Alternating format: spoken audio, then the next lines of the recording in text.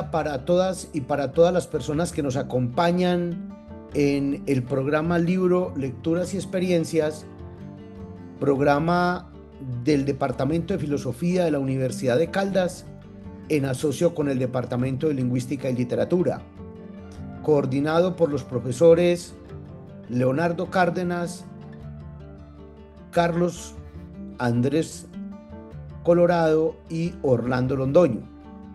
En el día de hoy tenemos el gusto y el placer de contar con la presencia del filósofo español, profesor Antonio Diegues Lucena. Profesor Antonio, bienvenido a Libros, Lecturas y Experiencias.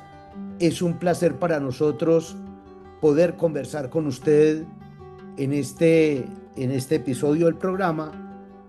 Y también nos acompaña el querido profesor Leonardo Cárdenas, profesor del Departamento de Filosofía de la Universidad de Caldas y uno de los gestores de este programa, quien se unió desde esta cuarta temporada al mismo. Profesor Leonardo, muy buenos días. Buen día, profesor Orlando. Muchas gracias por invitarme a su programa, que la verdad se ha convertido en una institución en la universidad, en la medida en que ha entrevistado a filósofos y filósofas de un gran recorrido intelectual. Y pues es un gusto estar particularmente en este programa, pues porque le tengo un especial aprecio al profesor Antonio Diegues y es un honor conversar un rato con él. Entonces, profesor Antonio, gracias por aceptar esta invitación y muy amable por compartir un rato con nosotros. Es un placer estar aquí y soy yo quien está agradecido por esta invitación. Y me alegro mucho de volver a verte, Leonardo, y de charlar un rato, aunque sea virtualmente. Gracias. El profesor Antonio Diegues es catedrático de Lógica y Filosofía de la Ciencia en la Universidad de Málaga. Ya hace varios años ha sido profesor visitante en las universidades de Helsinki, de Harvard y de Oxford. Fue presidente de la Asociación Iberoamericana de Filosofía de la Biología y sin duda uno de los más importantes filósofos de la ciencia a nivel iberoamericano. Tiene una cantidad pues muy importante de obras en las diferentes corrientes de la filosofía de la ciencia y de la epistemología, de la filosofía de la biología, y quizás su más reciente obra es Pensar la tecnología, además pues de textos sobre transhumanismo y otros temas. Profesor Diegues,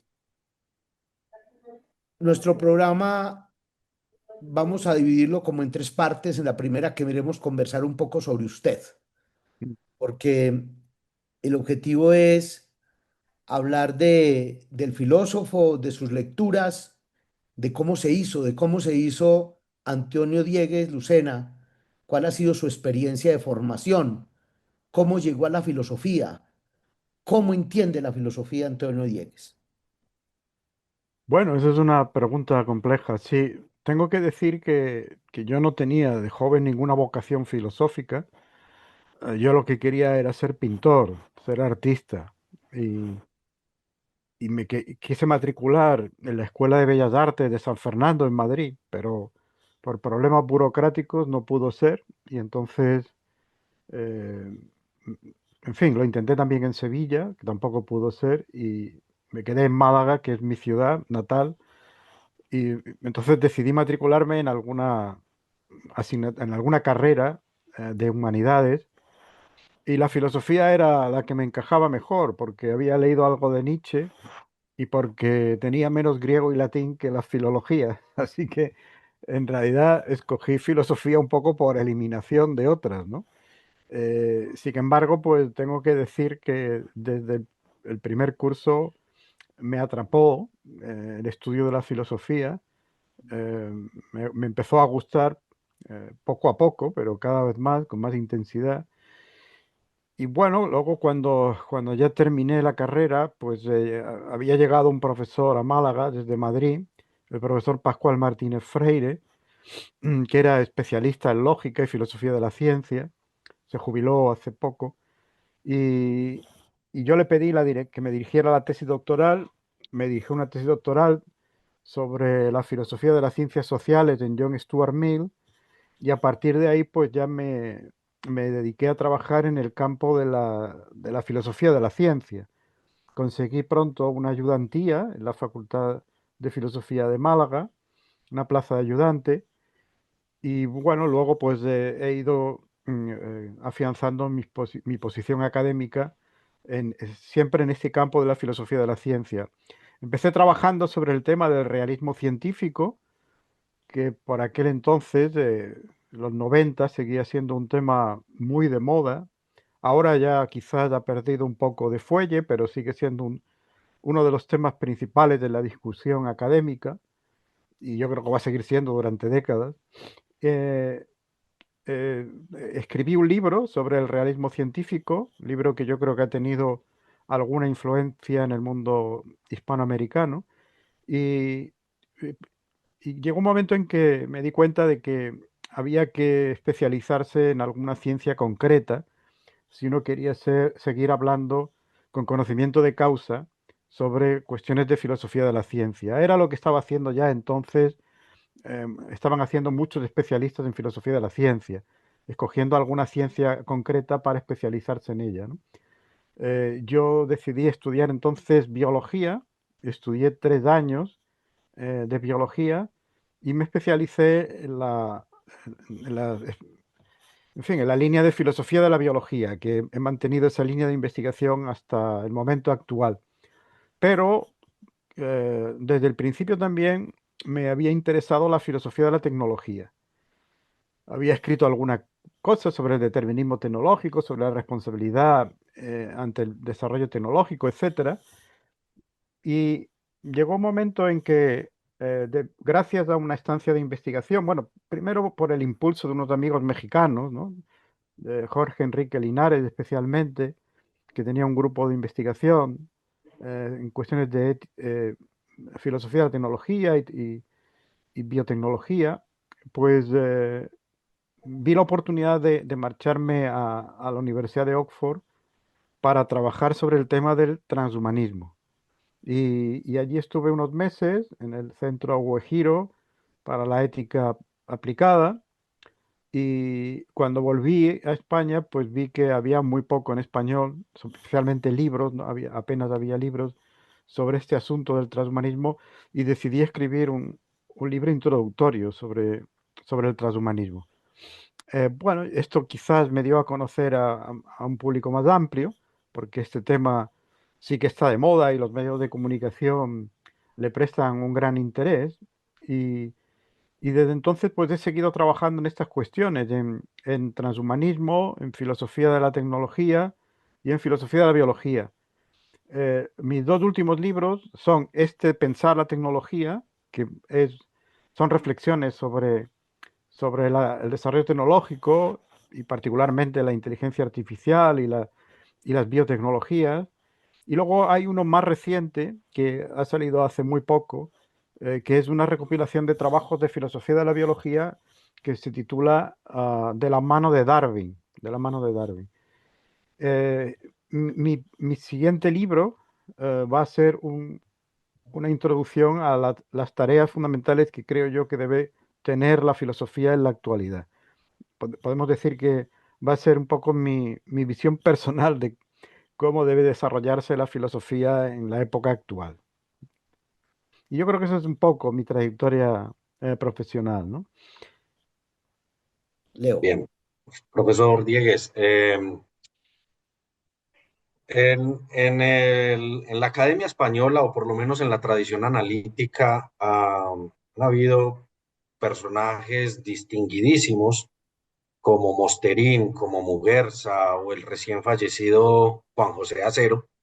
¿Qué Ujú. tanto influyó esa tradición analítica eh, en su pensamiento o en su trabajo filosófico, que es muy rica además y que por este lado del mundo también ha sido tremendamente relevante?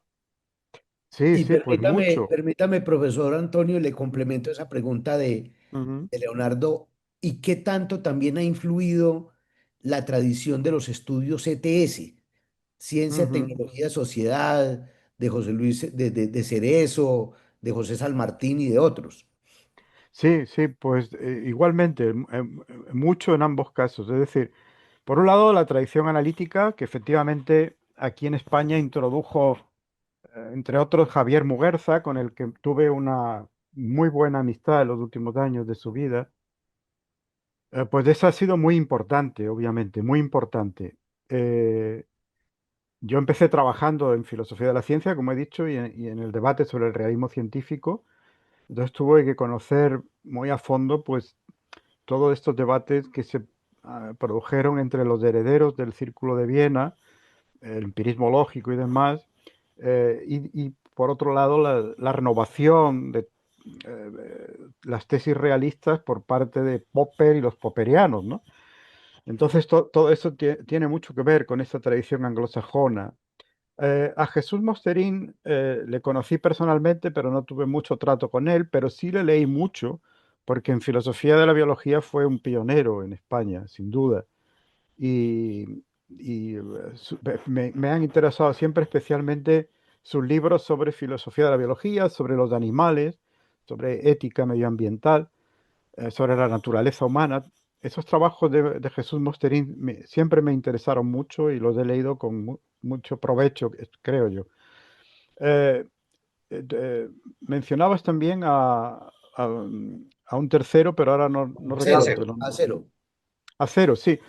Acero, claro, se dedicaba más a filosofía del lenguaje, tuvo contacto personal con él, aunque esporádico, pero en fin, tenía un buen trato con él. Y leí también algunos de sus trabajos y me interesaban, pero digamos, se desviaban un poco más de mi corriente de ocupación habitual, ¿no? Luego, con respecto a los estudios CTS, me influyó mucho José San Martín de Valencia, con el que también tuve una amistad bastante buena, bastante estrecha, y para mí fue como un maestro en estos temas, ¿no? Su discípulo López Cerezo, con él he tenido menos contacto, pero le he leído mucho también. Y digamos que mi preocupación por el transhumanismo, por ejemplo, en buena medida también empezó por el interés de José San Martín y de otro discípulo suyo, el genetista Andrés Moya, por estas cuestiones de la posibilidad futura de la aplicación de la biotecnología al propio ser humano. De manera que sí, efectivamente, aquí en España hemos tenido una tradición bastante rica en estos temas. Eh, cuando murió Franco, digamos que las tradiciones fundamentales eran, eh, me refiero a las ajenas a la vieja tradición escolástica, ¿no? Las tradiciones renovadoras eran fundamentalmente el marxismo y la filosofía analítica, y, bueno, luego corrientes neo-nietzscheanas, que en ese momento encarnaba Fernando Sabater. ¿Eh? Finalmente parece que la corriente mm, más potente fue la ligada a la filosofía analítica a través de la filosofía de la ciencia y la filosofía del lenguaje, ¿no? Ahora la situación es mucho más diversa, por supuesto, ¿no? Y que hay corrientes postmodernas y una gran influencia de autores franceses, alemanes e italianos, etcétera, etcétera, ¿no? Yo creo que eso pasa en todos los países ahora mismo, ¿no? Incluso en los países anglosajones hay también una mayor diversidad que la que había hace años, ¿no? Recuerdo la primera vez que fui a Helsinki a hablar con Ilkka Niiniluoto, que para mí fue un filósofo muy influyente también en el tema del realismo científico. Pues prácticamente todo el departamento de filosofía de la Universidad de Helsinki eran analíticos, eran investigadores e investigadoras dedicados sobre todo a la filosofía de la ciencia y la filosofía del lenguaje. Pero la última vez que volví, hace ya años, pero varios años después, ya pues casi la mitad del departamento se dedicaba a la filosofía continental. Y eso siendo un departamento que había fundado Eino Kaila, que fue miembro del Círculo de Viena, ¿no? O sea que la diversidad filosófica parece que es ya la norma, ¿no? Y luego querría mencionar también a autores eh, hispanoamericanos, ¿no? Que también me han influido mucho. Por ejemplo, León Olivé en México, Ana Rosa Pérez Ransanz. eh, y luego, pues, en Colombia, digamos que tengo buenos colegas a los que he leído en filosofía y biología, como Eugenio Andrade o Alejandro Rosas, ¿no? Que me han influido mucho también con sus ideas. Y luego en México, pues, perdón, en México, en Argentina, pues, ay, no me sale ahora el nombre. Está Ginóbili. em, Ginóbili, sí, pero hay otro con el que tengo más contacto, más amistad. eh, sí, hombre, es buen amigo. Espero que editéis esto y lo cortéis porque se va a enfadar si ve que no me acuerdo de su nombre. Em, bueno, no me sale ahora. No me sale ahora. En fin, en México, perdón, en Argentina hay también muy buenos filósofos de la biología que leo con mucho gusto y de los que aprendo bastante. De los que aprendo bastante.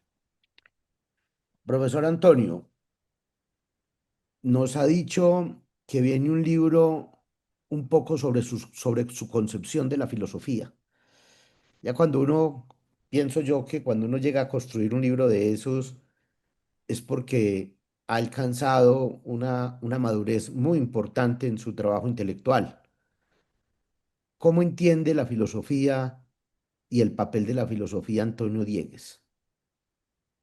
Bueno, si me he decidido a escribir este libro, efectivamente es porque creo que ya después de 40 años de profesión, empiezo a enterarme un poco de qué es lo que he estado haciendo todo este tiempo. Y no ha sido fácil, ¿eh? Porque escribiendo el libro me he dado cuenta de que había cosas que no sabía que estaba haciendo, o que no sabía que eran tan importantes en lo que estaba haciendo, ¿no? Entonces, bueno, mi concepción de la filosofía eh, encajaría en lo que podemos llamar filosofía post-analítica.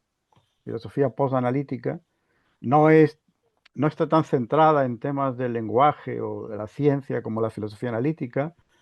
Está también preocupada por temas sociales y políticos y éticos. Digamos que abre un poco el foco de atención que la filosofía analítica había estrechado quizás mucho, pero los métodos fundamentales del trabajo filosófico siguen siendo los mismos, sigue siendo la argumentación, la, la elaboración de conceptos, la creación y dilucidación de conceptos y el análisis de las ideas y de los argumentos, ¿no? Hay también un uso muy importante en la filosofía posanalítica de los experimentos mentales, y yo creo que los experimentos mentales tienen un papel importante, aunque digamos que su labor es esporádica, no es la base fundamental del trabajo filosófico, pero ayudan mucho. Y digamos que mi preocupación actual es por hacer que la filosofía vuelva a ser algo de interés para un público mayoritario, que no se convierta en algo sumamente especializado o en algo que se considere inútil, sino simplemente muerto, ¿no? Como a veces se piensa, ¿no? Por parte de personas que no tienen mucho contacto con lo que hacemos los filósofos, ¿no? Yo he oído a científicos importantes decir que la filosofía no tiene nada que hacer ya. Eh, todos sabemos que Stephen Hawking dijo que la filosofía había muerto, cuando él mismo hace una filosofía bastante discutible en el libro mismo donde dice esto, ¿no? Y digamos que esa imagen de la filosofía, que en buena medida la filosofía ha merecido, porque se ha apartado excesivamente de las preocupaciones mm, más generales, para convertirse a veces en una escolástica, pues esa imagen convendría contrarrestarla, ¿no? Y es lo que intento hacer en este nuevo libro que estoy terminando. Bien, Leo. yo creo, profesor Diegues, que el filósofo argentino que al que se refería, intentaba referirse era a Bruno Borges, tal vez. Claro, claro, a Bruno Borges, efectivamente, a Bruno Borges. Y también hay más que, en fin, que debería mencionar, pero en fin, para no cometer el error de olvidarme de alguno, como ha sucedido hace un momento, mejor lo dejo ahí. Pero sí, tengo buenos amigos en Argentina y los leo a menudo, sí. Bien, profesor, a mí me ha inquietado mucho, eh, para bien, el, digamos que la reivindicación del pensamiento de Ortega, particularmente en sus últimos Ujú, libros sobre el tema del transhumanismo. ¿Cómo se puede leer a Ortega ujú. o por qué llegó usted, en sus reflexiones sobre el transhumanismo, a considerar a Ortega como un punto clave, como un punto de referencia clave en este tipo de discusiones tan contemporáneas?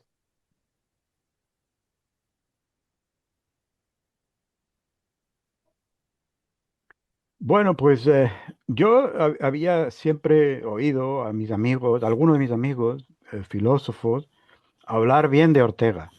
Eh, y no terminaba de creérmelo. Pensaba que era alguna manía de ellos, ¿no? Por reivindicar un poco de forma nacionalista a un filósofo español, ¿no? Y no lo había leído apenas, ¿no? Había leído algún libro así suelto, eh, pero no lo había leído de manera sistemática, hasta que trabajando sobre la filosofía de la tecnología, pues no tuve más remedio que leer un libro que es pionero en este campo, aunque en el mundo anglosajón no se suele citar, con la excepción de Carl Michan, ¿no? Que es de la meditación de la técnica. Y leyendo la meditación de la técnica me di cuenta que efectivamente ahí Ortega decía cosas en los años 30. Se publicó como libro en el 39, pero él procedía de unas conferencias del 33, que no solo resultaban clarividentes, sino que además resultaban bastante inspiradoras para interpretar la situación actual. De hecho, a mí me parecían más inspiradoras que las ideas de Heidegger al respecto, que sin embargo tienen mucha más fama, ¿no? De Heidegger es difícil sacar una visión optimista de la tecnología, mientras que de Ortega sí se puede, aunque Ortega no era un optimista ingenuo, claro está. Y, y luego, por otro lado, para Ortega la tecnología es realmente la que construye el mundo en el que vivimos y en el que incluso deseamos vivir, porque la naturaleza pues es hostil en sí misma para el ser humano. Entonces, leyendo ese libro, pues me di cuenta de que Ortega podía ser bastante inspirador. ¿Eh? Yo no digo que sea un filósofo genial ni que esté a la altura de los más grandes, ¿no? No digo esto, ¿eh? Pero sí digo que es un gran filósofo que utiliza un español bastante bueno, literariamente hablando. Quizá de eso le perjudicó, porque muchos interpretaron que su obra era la de un escritor más que la de un filósofo. Y por otro lado, sus ideas son siempre inspiradoras, ¿no? Él juega con ideas que las deja al lector prometiendo que las va a desarrollar en otro momento y luego nunca las desarrolla, pero ahí quedan para que el lector las utilice si quiere, ¿no? Y, y luego, pues, él, claro, escribió para un público que no era un público lector de tratados filosóficos. Él quería co- contribuir a educar a un público más amplio y por eso su manera habitual de escribir era a través de artículos periodísticos o de conferencias, pero cuando se ponía a hacer un tratado filosófico importante, lo hacía muy bien. Por ejemplo, la idea de principio en Leibniz, que sería el equivalente orteguiano a un tratado filosófico al estilo alemán, pues es un libro denso y profundo y muy interesante de filosofía en el que dialoga bastante con Heidegger, por cierto, ¿no? De manera que yo creo que desde luego en el campo de la filosofía de la tecnología hay que contar con Ortega, primero porque fue un pionero, escribió sobre este tema antes que Heidegger. La pregunta por la técnica de Heidegger es del año 54 y la meditación de la técnica de Ortega es del año 39. y porque su visión de la tecnología es más adaptable, creo yo, a las circunstancias actuales. Profesor, profesor Antonio, pasando un poco a la segunda parte de nuestro trabajo o de nuestro programa, hoy la universidad en general en el mundo, y la idea de universidad vive una profunda crisis y las manifestaciones que se han realizado en España durante esta semana y la pasada en torno a la defensa de la universidad pública y a la financiación de la universidad pública, pues son una muestra precisamente de esa crisis que también la vivimos nosotros acá diariamente y desde hace muchos años. Pero el contexto universitario está cada vez más orientado por criterios de eficiencia, por criterios de productividad, por criterios de competitividad y sobre todo por lo que tiene que ver con los temas de innovación, en los que por supuesto Ujú. la tecnología juega un papel fundamental. ¿Usted cómo ve en esos escenarios que son modelos tecnocráticos de evaluación de resultados el lugar de la filosofía? El lugar de la filosofía como un saber permeado por la crítica o necesariamente que tiene que estar permeado por la crítica y la reflexión. Eh, Pareciese que el lugar de la filosofía también, también se empieza a enfermar y empieza a Mm. verse bastante disminuido. Cómo ve usted eso para que hablemos un poco a partir de ahí y seguramente a partir de preguntas de Leonardo sobre su presencia en las redes y el papel de las redes? Pero empecemos por ahí para poder avanzar. Bueno, ciertamente no son buenos tiempos para la filosofía en el mundo académico, ¿no? Se han cerrado departamentos de filosofía en algunas universidades importantes y desde luego pues la financiación de las humanidades en general, pero de la filosofía en particular, pues ha sido siempre precaria, pero ahora todavía más, ¿no? Es verdad que algunos científicos que se dedican a las ciencias puras, a investigación básica, también se quejan de lo mismo, ¿no? Que solo parece prestarse atención ahora a lo que puede tener una aplicación tecnológica inmediata y a lo que puede generar beneficios rápidos, ¿no? Y esto es una pena porque en fin, la educación universitaria ha sido siempre, como también insistía Ortega, es una formación integral del ser humano. Si lo que se busca es una formación profesional, hay otras instituciones que lo pueden hacer de manera más rápida y más barata que la universidad. Convertir a la universidad en una academia de, en fin, de aprendizaje profesional, pues no me parece que sea la mejor idea, ¿no? Desgraciadamente, muchos gobernantes y muchos, en fin, gestores, pues parecen pensar que, sin embargo, esto es lo que piden los tiempos, ¿no?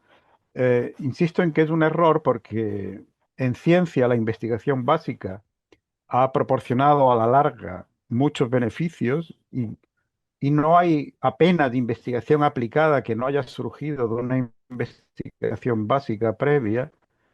Y en lo que se refiere al campo de la filosofía, yo creo que la filosofía forma una parte fundamental de la cultura y sin unos conocimientos importantes en filosofía, eh, perdemos la capacidad de saber quiénes somos, de qué hemos sido a lo largo de la historia y qué anhelos nos inspiran o nos deben inspirar para el futuro, ¿no? Yo no insistiría mucho en esto que se suele repetir de que la filosofía es la que puede proporcionar espíritu crítico, porque yo creo que el espíritu crítico también se puede obtener con el estudio de las ciencias, ¿no? Y luego también conozco a muchos filósofos que carecen de espíritu crítico, ¿no? Entonces, no creo que esto sea una prerrogativa de la filosofía.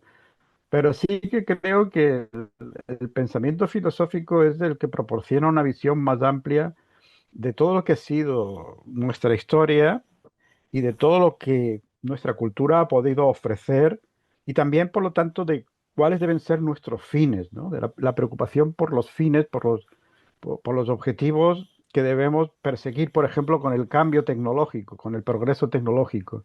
Si si eso lo quitamos de en medio, lo que sí perdemos es perspectiva.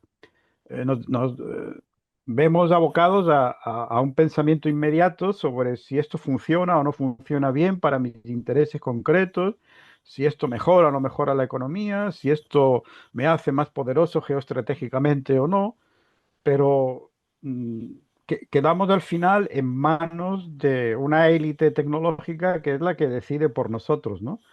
Y si de algo sirve hoy día la filosofía, y yo creo que la filosofía es bastante útil, pese a lo que se suele decir, es bastante útil. Una de las utilidades más importantes que tiene en la actualidad precisamente es permitir que analicemos estas pretensiones de efectividad tecnológica como si fuera el valor supremo, ¿no? Como si fuera lo único que realmente debe mover el mundo de la investigación, el mundo de la docencia y incluso el mundo de la política, ¿no? Eh, Conviene tener alternativas teóricas para cuando nos demos cuenta de que este camino no es tan deseable como se nos presenta, ¿no? Y esas alternativas teóricas solo las puede ofrecer el pensamiento filosófico. Vale, profesor. Leo. Bien, profesor Diegues, mm, para nadie es un secreto que hay un riesgo cultural importante y la filosofía no es ajeno a ello, con relación a los impulsos negacionistas, anticientíficos en el mundo actual. Eso lo vemos en las redes, en la academia, inclusive en la academia y en las políticas públicas. Justamente con lo que usted mencionaba ahora sobre la utilidad de la filosofía, ¿qué puede hacer la filosofía, particularmente la filosofía de la ciencia, para contrarrestar esas mareas negacionistas o pseudocientíficas en la actualidad? ¿Y cómo podríamos, desde la filosofía, poder fomentar, digamos que algún escudo para, para que esa marea no sea tan dañina? Esa es una pregunta muy interesante, Leonardo, y es otro buen ejemplo de la utilidad que puede tener la filosofía. La filosofía de la ciencia, como tú sabes bien, lleva reflexionando ya casi un siglo sobre la cuestión de qué distingue a la ciencia de las pseudociencias, ¿no? Eh, todos los criterios que se propusieron en el pasado, y particularmente el más conocido, el criterio de falsabilidad de Popper, todos fracasan, ¿eh? Todos tienen sus problemas. Y eso significa que no es nada fácil distinguir cuando estamos ante una auténtica investigación científica y cuando estamos ante propuestas pseudocientíficas, ¿no? De manera que no es de extraño que mucha gente se sienta confundida y que mucha gente se adhiera a ideas pseudocientíficas pensando que son científicas, porque lo que caracteriza a la pseudociencia justamente es hacerse pasar por científica sin serlo, ¿no? Eh, Fuera de la ciencia hay cosas muy respetables, obviamente. La filosofía no es ciencia, pero es muy respetable. La poesía no es ciencia y es muy respetable. El problema de la pseudociencia es de esa pretensión de engaño, esa pretensión de hacerse pasar por lo que no es. Y consigue convencer a mucha gente de forma engañosa de que sus resultados son fiables y no lo son, ¿eh? Por ejemplo, la pseudociencia probablemente más popular en la actualidad sea la homeopatía y hay mucha gente convencida de que los remedios homeopáticos, pongamos remedios entre comillas, pues son eficaces, cuando en realidad está más que comprobado que no tienen más que efecto placebo, ¿no? Me dicen que entre los jóvenes parece que se pone de moda otra vez la astrología, que efectivamente es una pseudociencia, no hay ninguna racionalidad eh, rigurosa detrás de las especulaciones astrológicas sobre la influencia de los astros en nuestras vidas, etcétera, etcétera. Todo este tipo de ideas, pues al final lo que hacen es minar la racionalidad del ser humano y hacer confiar a mucha gente en ideas que son fraudulentas, ¿no? La cuestión del negacionismo es incluso más compleja porque ahí ya se trata de negar aspectos concretos de la ciencia. Normalmente los negacionistas no son personas radicalmente anticientíficas. De hecho, hay muchos negacionistas entre los científicos. No rechazan la ciencia en su totalidad, pero sí algunos aspectos concretos de la ciencia, particularmente aquellos que tienen una carga política. Por ejemplo, la cuestión del cambio climático o la cuestión de las vacunas, ¿no? Ahí, pues hay personas que se niegan a admitir lo que sí admiten en otras ciencias, y es que el consenso científico no es una conspiración, sino que suele estar asentado en discusiones serias, en congresos, en publicaciones y en experimentos sólidos, ¿no? Es decir, y en datos fiables. Es decir, que es un poco sorprendente que haya personas que acepten la ciencia, excepto en una disciplina concreta o en un aspecto concreto, ¿no? Y solo porque aparentemente va en contradicción con sus ideas políticas o religiosas, ¿no? En el ámbito religioso, por ejemplo, pues los negacionistas de la evolución biológica, los creacionistas o los partidarios del diseño inteligente, algunos de ellos son ingenieros, son matemáticos, son incluso bioquímicos, y sin embargo, pues no aceptan el consenso científico acerca de la teoría de la evolución.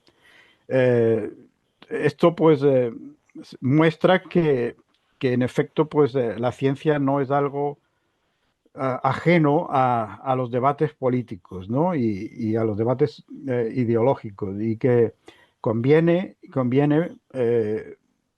analizar estas cuestiones con la mayor frialdad y con buen apoyo empírico. Los estudios que se van haciendo con base empírica de por qué surgen estas actitudes negacionistas están mostrando que en buena medida se debe a la aceptación previa de teorías de la conspiración. Es decir, que las personas que tienden a aceptar posiciones negacionistas lo suelen hacer porque creen que hay algún tipo de conspiración eh, política en la que hay científicos implicados para no decir toda la verdad, ¿no? Y suelen ser personas que además tienen un nivel cultural medio alto y piensan que tienen mejor información que el resto de la población, que a ellos no les van a engañar porque ellos sí que conocen o pueden conocer bien un tema, ¿no? Entonces, a ese tipo de personas lo único que se les puede ofrecer son mejores argumentos. ¿M? Está comprobado también que el insulto o el desprecio los afianza todavía más en sus posiciones, no les hace mella, al contrario, les refuerza, y que lo único que puede servir para que empiecen a reconsiderar en algún momento si están adoptando posiciones, digamos, discutibles o no, es que se argumente con ellos de forma tranquila y de forma racional, ¿no? Por ejemplo, lo que más hace que una antivacuna, lo que mejor puede hacer que una antivacuna abandone una posición férrea en este tema, es que su médico de cabecera le hable sobre la eficacia de las vacunas, ¿no? Y yo creo que los filósofos de la ciencia podemos hacer ahí esta tarea de divulgación, sobre todo, ¿no? De divulgación a través de artículos en la prensa, pues explicando por qué unas unas cosas funcionan científicamente y otras no tienen base científica, ¿no? Y bueno, supongo que al principio esto no convencerá a los más entregados ya a las causas negacionistas, pero puede que poco a poco vayan haciendo mella en sus seguridades, ¿no?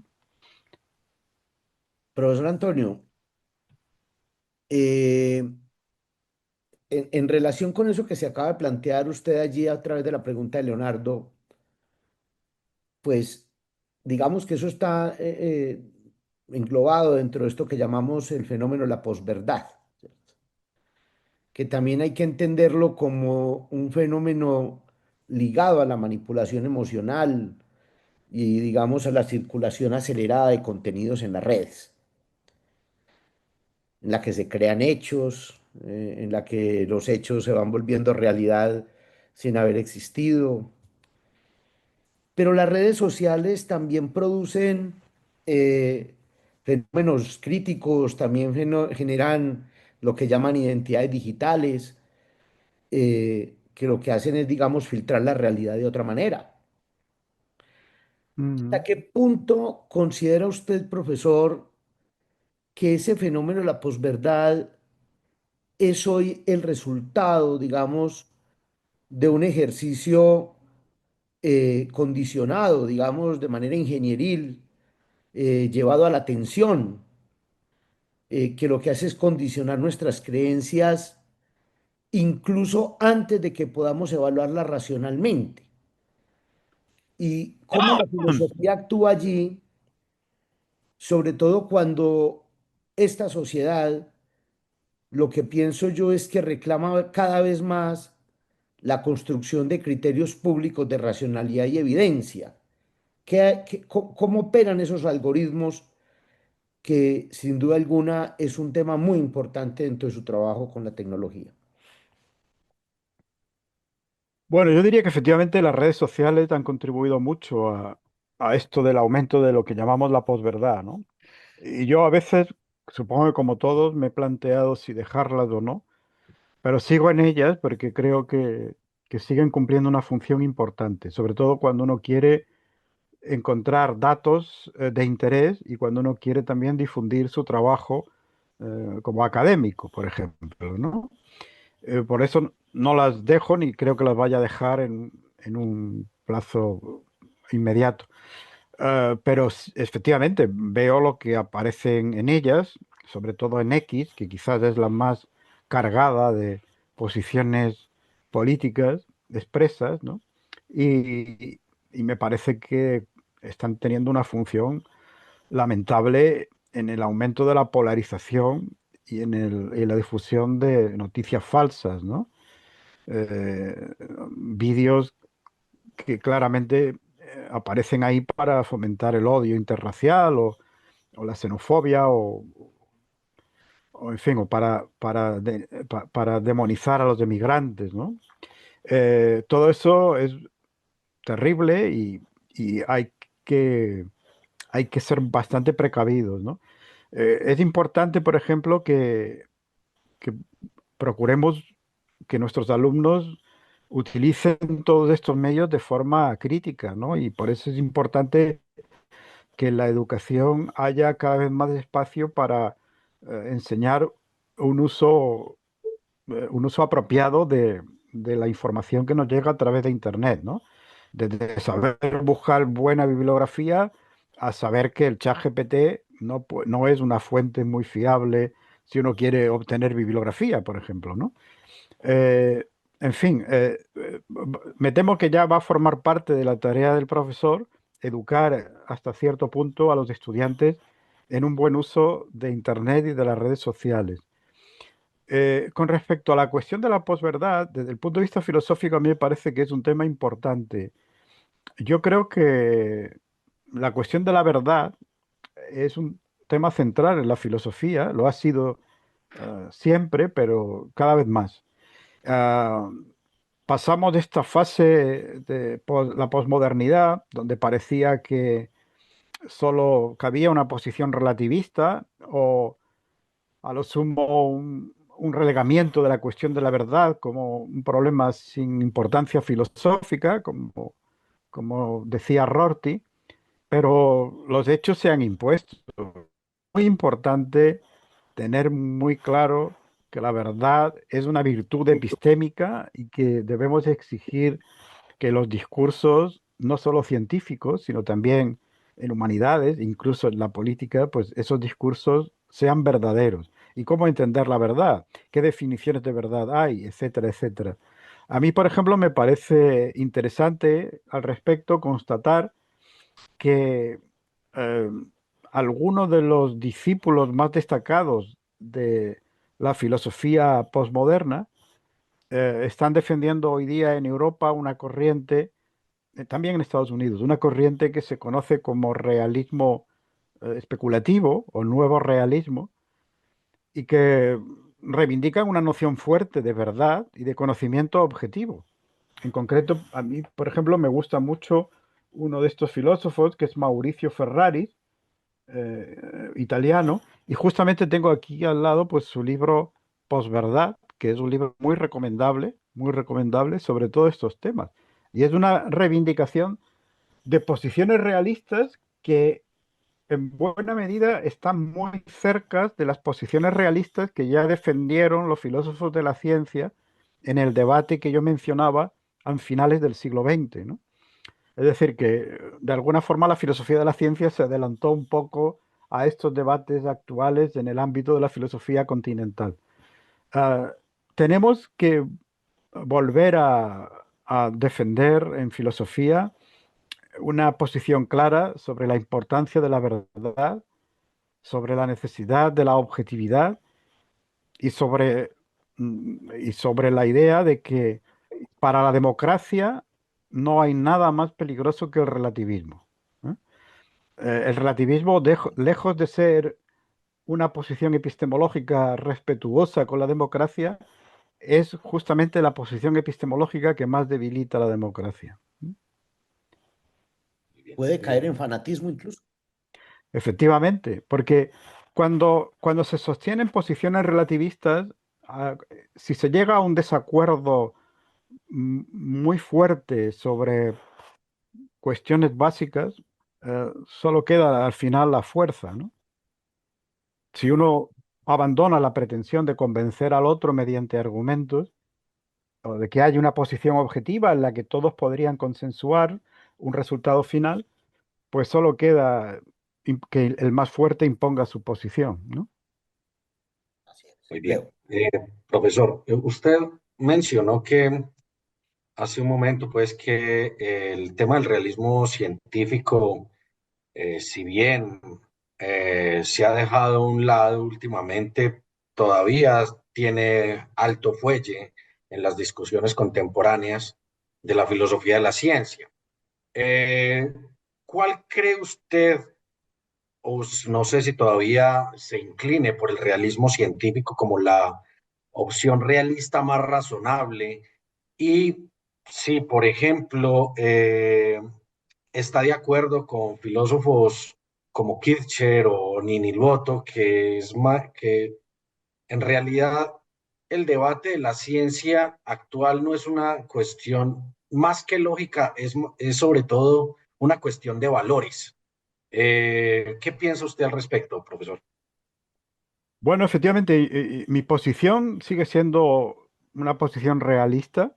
Ya hace tiempo que no trabajo expresamente en este tema, pero sigo leyendo y por ahora las posiciones que más me convencen son las de Nini Luoto, la de Philip Kitcher, bueno, y también los matices que introduce Bruno Borges con respecto a algunas posiciones realistas que me parecen muy interesantes.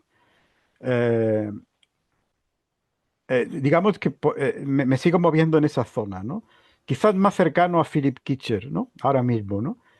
A un realismo modesto, como él lo llama, muy cercano al pragmatismo, pero que defiende una noción de verdad fuerte, no una noción pragmatista de verdad, sino una noción de verdad como correspondencia, ¿no?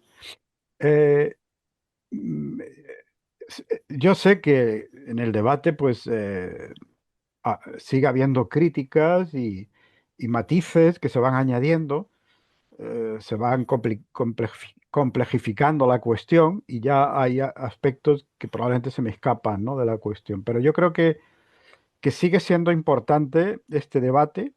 De hecho, es el debate que mantuvieron durante buena parte de su vida Bohr y Einstein, uno de los grandes debates científicos filosóficos del siglo XX, que nuestros estudiantes de filosofía no estudian y me temo que los de física tampoco, y que sin embargo es uno de los debates de más enjundia que se han producido, el debate entre Bohr y Einstein acerca de la interpretación de la mecánica cuántica.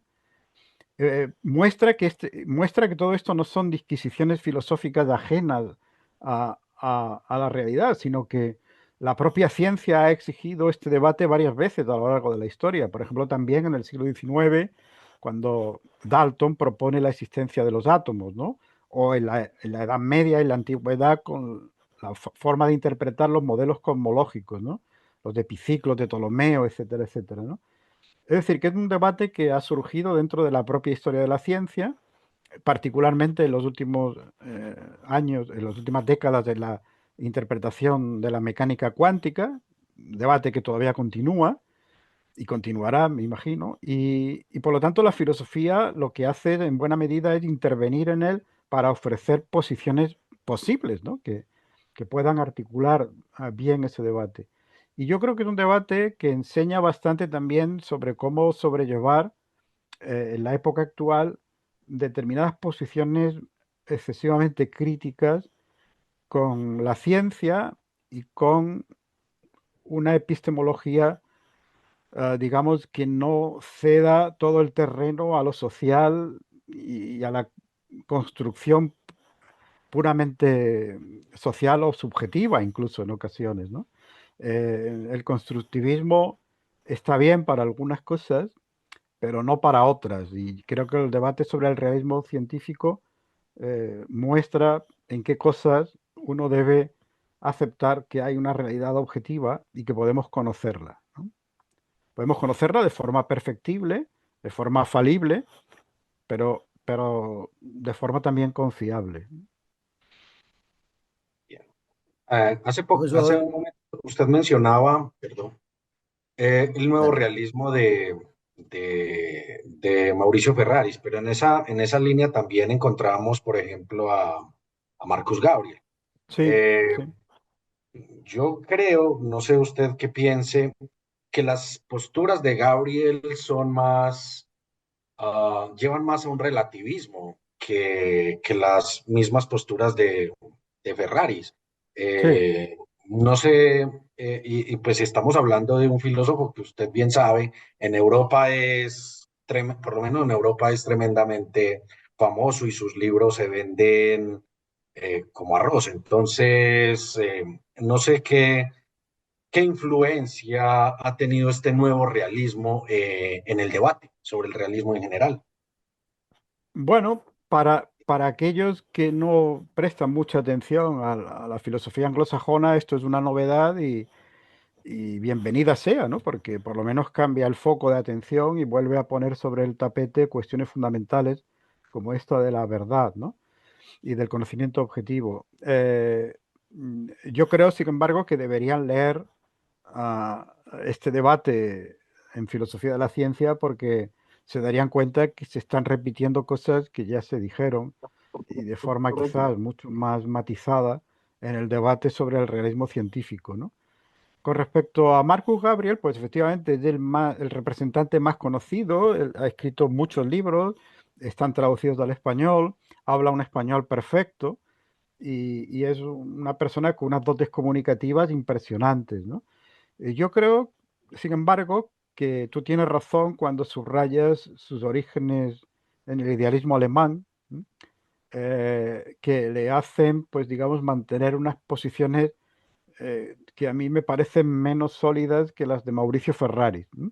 Yo no termino de ver claro, por ejemplo, esta idea de que el mundo no existe, porque siempre se habla del mundo desde campos semánticos, me parece que puede ser confundente.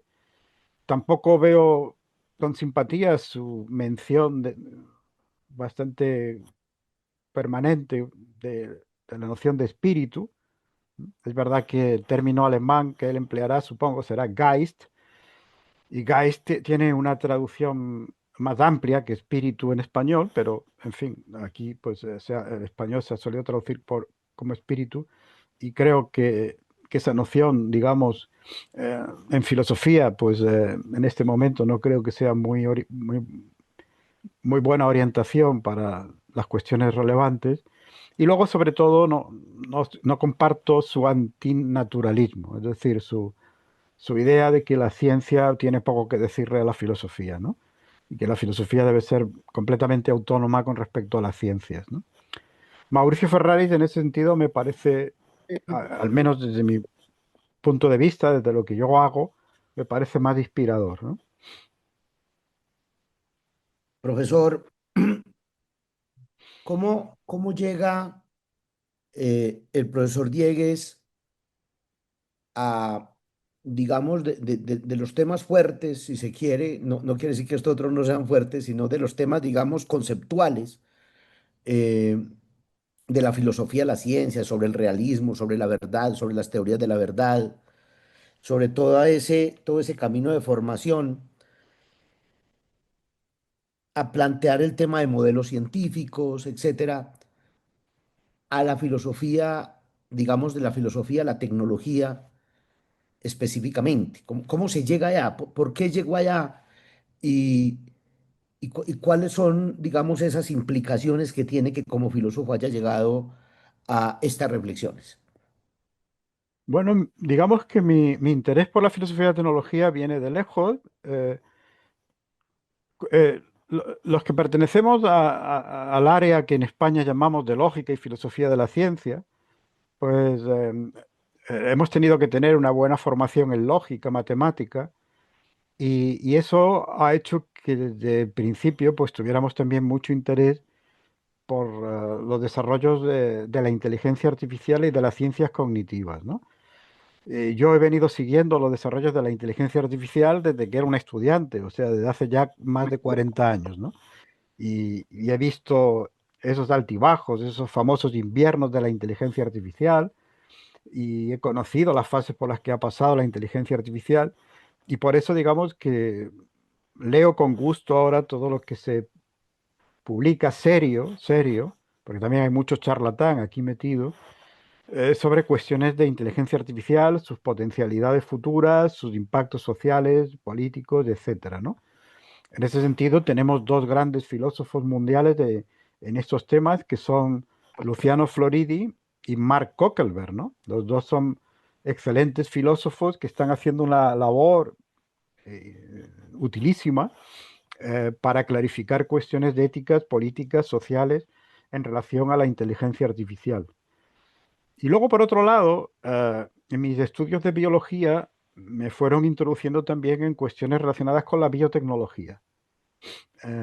Para la biología actual, todo lo que tiene que ver con la ingeniería genética, pues es fundamental, claro, ¿no? De hecho, pues el máster más cogido por los estudiantes de aquí en la Universidad de Málaga en biología es el máster en bioingeniería, ¿no? Ingeniería genética y bioingeniería. Y estas aplicaciones tecnológicas de la biología a mí también me han empezado a interesar especialmente. Sobre todo desde que empecé a trabajar en el tema del transhumanismo, ¿no?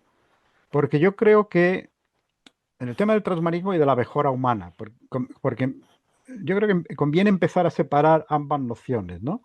Digamos que el tema del transhumanismo, en mi opinión, está tomando unos derroteros un poco extraños, ¿eh? Convirtiéndose en una especie de ideología largoplacista que empieza a impregnar a los dirigentes de Silicon Valley y que les está llevando a territorios políticos bastante preocupantes. Y por otro lado estaría la cuestión de la mejora humana a través de la biotecnología, que eso se puede estudiar y se puede tratar sin necesidad de asumir las tesis más fantasiosas de los transhumanistas, ¿no? Y a mí esto me interesa cada vez más. Me interesa cada vez más la posibilidad futura de la aplicación de la biotecnología al ser humano. Ahora, pues, se, bueno, se hace mediante nuevos medicamentos o mediante terapias génicas, pero es muy posible que en un futuro, no sé si próximo o no, pues se permita la edición genética de seres humanos, ¿no? De embriones humanos que luego sean implantados en úteros maternos y se permitan hacer a esos bebés.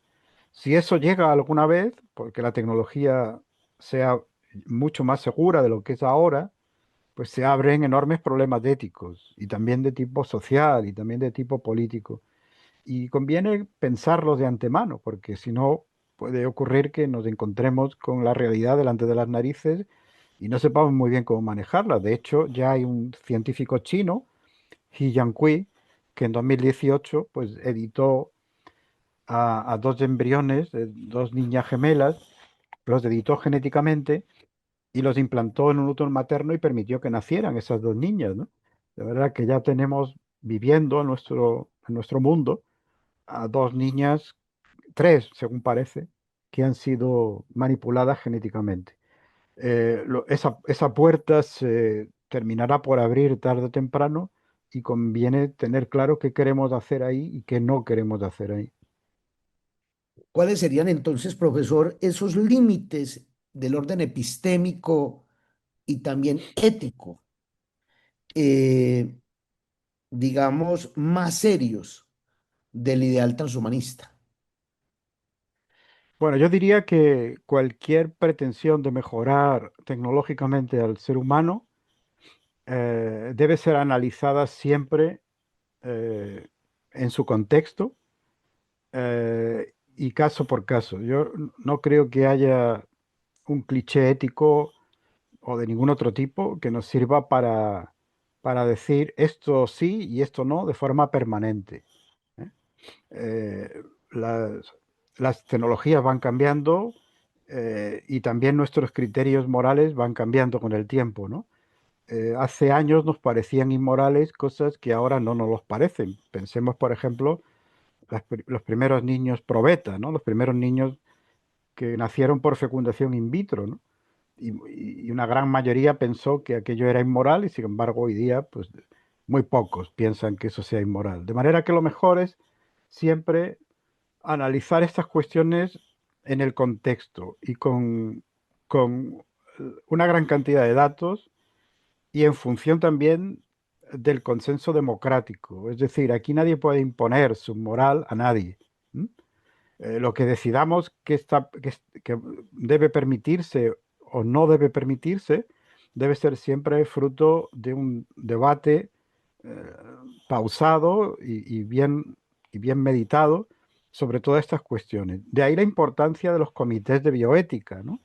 Que en buena medida realizan estas tareas a diarios, diría yo, en los hospitales, pero que en un nivel más alto, en el nivel estatal, pues tienen que tratar problemas cercanos a estos y en el futuro tendrán que tratar estas cuestiones, ¿no? Del mismo modo que hemos tratado en un debate intenso y yo creo que fructífero todo lo que ha tenido que ver con las leyes de eutanasia, ¿eh? Pues en el futuro habrá que discutir sobre la eugenesia. Eh, Hay muchas personas que se asustan con la mera mención de la eugenesia porque están pensando en la vieja eugenesia, la eugenesia que practicaron los nazis, pero también en Estados Unidos, también en el norte de Europa, la eugenesia que habla de seres humanos inferiores y superiores, etcétera, etcétera. Pero la eugenesia del futuro no será así. La eugenesia del futuro será si estará permitido o no que manipulemos ciertos genes en nuestros descendientes para que tengan una mayor longevidad o para que tengan una mayor inteligencia o para que tengan una mayor resistencia a las enfermedades víricas, cosas de este tipo. Cosas de este tipo que siguen siendo eugenesia, pero que digamos formarán parte de lo que tendrá que ser debatido entre todos para ver qué criterios utilizamos, ¿no? Y para que esto no se convierta, el futuro no se convierta en un supermercado genético donde los más ricos puedan hacer lo que quieran y los demás, pues, digamos, estén coartados siempre en sus decisiones, ¿no? Leo, Bien, profesor Diegues, para ir en cerrando. su opinión, usted que pues tiene mucha más experiencia investigando esta área, ¿usted le ve futuro, o por lo menos un futuro próximo, a esta idea de que ha surgido en Silicon Valley y que han seguido pensadores como Kurzweil, de que en efecto estamos cerca de, o que en la tesis del transhumanismo radical estamos cerca de una especie de inmortalidad, como ellos la llaman, con las mejoras tecnológicas en la genética humana? ¿Usted le ve algún que eso es realizable en el futuro próximo, como ellos lo pregonan en la prensa y en la opinión pública, o es, o es solamente un afán eh, mediático sin mayor sustento. Bueno, eso es una pura fantasía, ¿no? Quizás están convencidos de ello, ¿no? Y creen que van a ser inmortales, pero me temo que están equivocados y que van a terminar muriendo como todos, ¿no? Eh, la- la- el aumento de la longevidad mediante procedimientos biológicos, mediante la- el rejuvenecimiento de nuestro cuerpo, pues eso sí que es factible. Eso es factible y de hecho, pues se está trabajando seriamente en estas cuestiones. Los propios directivos de Silicon Valley, como por ejemplo Jeff Bezos, pues han financiado un laboratorio dedicado a esta cuestión, Altos Lab, que se fundó hace unos años con un capital inicial de 3.000 millones de dólares, que es un dineral, y que probablemente conseguirá algunos resultados interesantes en unos años porque han contratado a los mejores, han contratado al premio Nobel Shinya Yamanaka, han contratado a Juan Carlos Dispizúa, han contratado a José Manuel Serrano, es decir, que han contratado a algunos de los grandes especialistas mundiales en el estudio del envejecimiento y de las terapias rejuvenecedoras, ¿no? Ah, esto quizás lleve a que el ser humano en el futuro, algunos seres humanos, no creo que todos, ¿no? Algunos seres humanos pueden llegar a vivir 120, 150 años, ¿no? Bueno, eso sí, digamos, sí es realista, ¿no? Esperarlo, ¿no? Pero claro, los más radicales como Kurzweil no se conforman con algo así. Ellos quieren una inmortalidad plena, ¿no? Al menos una vida de duración indefinida, por describirlo en términos más realistas, porque nadie estaría exento, mientras mantenga un cuerpo biológico al menos, de que le caiga un ladrillo encima y le mate, ¿no? Una vida de duración indefinida. ¿Cómo conseguir eso? Pues algunos piensan que la biotecnología podría hacerlo si avanza lo suficiente como para mantenernos permanentemente jóvenes. Mediante estas terapias de rejuvenecimiento, pues cada cierto tiempo volver de nuevo a un laboratorio que le rejuvenezca a uno, ¿no? Eso yo creo que los científicos más serios no creen que sea viable, de luego en un futuro previsible. Entonces se apoyan en la posibilidad más radical, que es la del volcado de la mente en una máquina, ¿eh? Prescindir por completo del cuerpo biológico, puesto que el cuerpo biológico siempre estará sujeto a enfermedades y finalmente a la muerte, y hacer que nuestra mente se aloje en una máquina que comparta incluso ideas con la superinteligencia artificial futura y que de esa manera, pues, al menos algo parecido a nuestra identidad personal sea alojada permanentemente en un soporte mecánico. Yo creo que esto es pura ciencia ficción. Publiqué hace unos pocos años un artículo en una revista argentina sobre esta cuestión, se puede localizar en internet, sobre la cuestión del volcado de la mente y la pérdida de la identidad personal. Y la conclusión a la que llegaba en ese artículo es que si alguna vez fuera tecnológicamente posible, que me parece muy improbable en un plazo previsible, estaría por ver si ese volcado mantiene la identidad personal o no. Y de acuerdo con la mayor parte de las teorías actuales sobre la identidad personal, el resultado sería negativo. Es decir, que solo desde una posición claramente dualista, que hoy día es minoritaria, podríamos decir que algo así sería plausible, ¿no? Como dice Nicholas Eigar, un filósofo neozelandés que ha trabajado en esto, es, es muy probable que volcar la mente en una máquina sea una forma horrible de morir. Ok. Profesor, Profesor, bueno, eh, dale. Londoño, ¿qué pues? Mm, Ya para ir cerrando nuestro programa, eh, libros, lecturas y experiencias, pues nos gustaría que usted se dirigiera a nuestros estudiantes y a las personas que reproducen el programa, como con tres o cuatro lecturas que usted considere son fundamentales hoy en la formación, en el proceso de formación. ¿Qué hay que leer? ¿Qué hay que leer hoy en filosofía? ¿Qué autores? ¿Qué textos específicos usted le recomendaría leer? Me gustaría complementar esa pregunta, profesor Orlando, con la siguiente, y es usted, ante estos temas sobre el transhumanismo y la modificación genética. Ah, ¿Qué futuro tiene la filosofía o qué tiene para decir la filosofía eh, en este campo en especial? Bueno, empiezo por esto último. Yo creo que justamente porque estos temas preocupan y preocupan cada vez más, es por lo que la filosofía vuelve a ser reclamada por parte incluso de científicos e ingenieros, ¿no? Porque ellos mismos se están viendo en situaciones en las que necesitan de un cierto asesoramiento, ¿no? Y piden a veces ayuda a personas dedicadas a la bioética o a personas que hayan reflexionado sobre los efectos posibles de la inteligencia artificial. No es que esto sea para tirar cohetes, porque el porvenir de la filosofía no se cifra únicamente en que eh, pueda ser de alguna utilidad para científicos o Puede ingenieros, ser. pero, pero sí que creo que muestra que la filosofía tiene todavía un papel importante que cumplir, porque a la gente en general estos temas le preocupan y, y pueden encontrar en la filosofía una orientación que no les va a ser fácil encontrar en otros lugares, vamos a decirlo así, ¿no?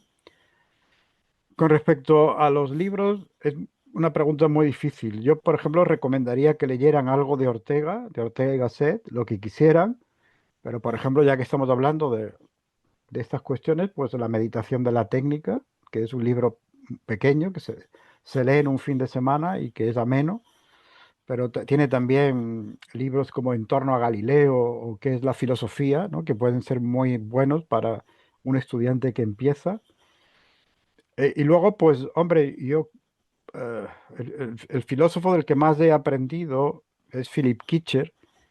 Lo que pasa es que tiene poco traducido al español. Tiene poco traducido al español. Eh, si a estos estudiantes le interesa la cuestión de la filosofía de la ciencia, se acaba de traducir al español una introducción a la filosofía de la ciencia, creo que es Gillian y Kitcher, son una autora y un Julian y autor, Kitcher. mm, que me parece que es muy buena para introducirse en filosofía de la ciencia, pero también para obtener algunas respuestas sobre estos problemas más generales de los que hemos estado hablando. ¿Eh? Y no sé, pues luego quizás leer algunos diálogos de Platón, ¿no? Que Clásico. siempre es una referencia fundamental, ¿no? Donde uno ve la filosofía en estado naciente, ¿no? Por decirlo así, ¿no?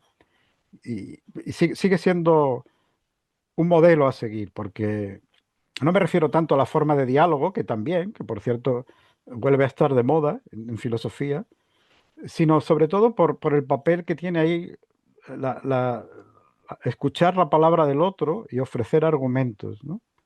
En respuesta al otro, ¿no? A lo que el otro dice. Esa para mí sigue siendo la base de la filosofía. Y ahí se ve muy claro.